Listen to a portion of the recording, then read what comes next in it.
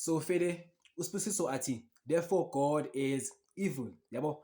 So ngasho ukuthi it depends ukuthi ukhuluma ngo-God from which belief system yabo, which mythology, which belief system or which religion yabo.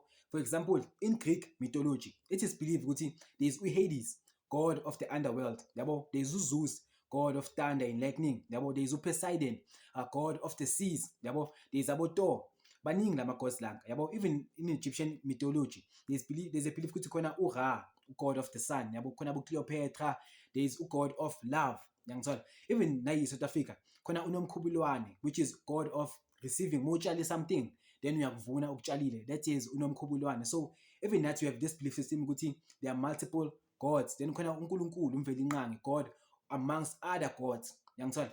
Then in particular religions yabo, Christianity for example, it is believed ukuthi there is one God and the God law he's everything yabo. So if uthi God is evil from a Christian perspective, I will agree ukuthi God is evil because iyasho ukuthi he is alpha and omega, uyisiqalo nesiphetho yabo.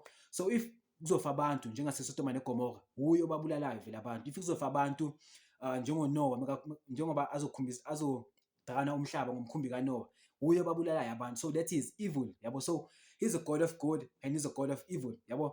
And in African spirituality it is believed ukuthi we as humans are part of nature yabo, and God is everything yabo. God is black, God is white, God is tall, God is short, God has is albinism, God has dwarfism yangithola. God is a man, God is a woman, God uyihlahla, God is ulwandle, God is inja, God is ikati yabo.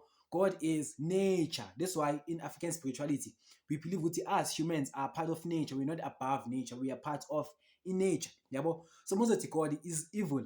If you come from a religious Christian perspective, I agree with God is evil and many more, not just evil paired yabo. He's evil, he's good, he's caring, he's not caring, he's everything yabo.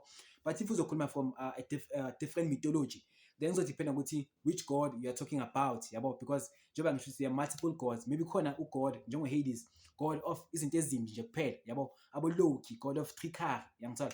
So yeah, it depends on ukhuluma from which mythology yangithola or which religion or belief system yangithola.